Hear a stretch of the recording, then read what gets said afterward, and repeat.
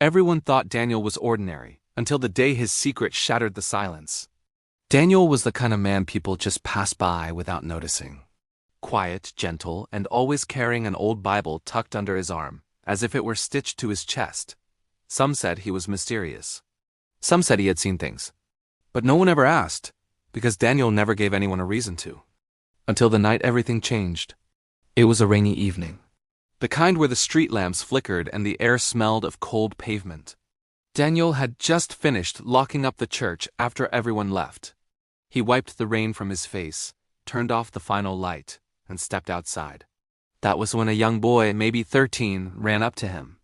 Shivering, with eyes full of questions. "Mister, why do you pray like that? Like you're fighting something?" Daniel froze. No one had ever asked him that. For a moment, his breath caught. He didn't know whether to run or finally reveal the truth he'd hidden for years. He knelt beside the boy. "Son, sometimes people pray because they're thankful. Others pray because they're lost. But me? I pray because I survived something I shouldn't have." The boy's eyes widened. "Survived what?" Daniel swallowed, his hands trembling, not from the cold, but from a memory he never wanted to relive. Daniel wasn't supposed to be alive. And tonight, he would finally tell the truth. If this is your first time on this channel, make sure you click subscribe and ring the bell so you don't miss our next story. He took a deep breath. 20 years ago. I was declared dead. The boy stepped back. Dead? Daniel nodded slowly. Doctors lost me for 7 whole minutes. No heartbeat. No breath. Nothing. They covered me.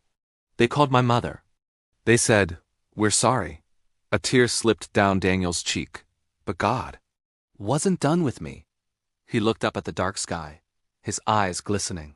I woke up on that hospital table. No explanation, no medical reason. I just opened my eyes. The boy whispered, "What did you see?"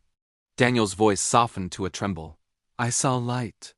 Not a bright torch, not a hospital lamp, but a warm, living light. And I felt a voice, not heard it, but felt it say, 'I'm giving you back, but your life now belongs to me.'"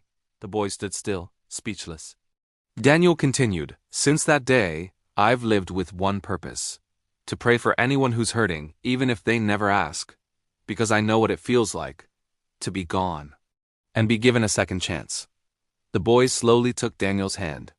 "Is that why you never stop praying?"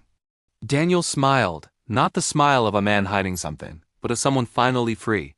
"Yes, son, because every prayer is a thank you, a reminder, a promise." The rain began to ease. The streetlights steadied. And for the first time in years, Daniel felt true peace. The boy whispered, "Thank you for telling me." Daniel nodded, his voice gentle. "Someday, you'll understand why God lets some secrets stay hidden. Until the right moment." The moral of the story is that sometimes the strongest people are the ones carrying silent miracles. And God often writes his greatest stories in the places no one else sees. If this story touched your heart, type "God gave me a second chance" in the comments below. Share this video and be sure to subscribe for more powerful stories. Thanks for watching.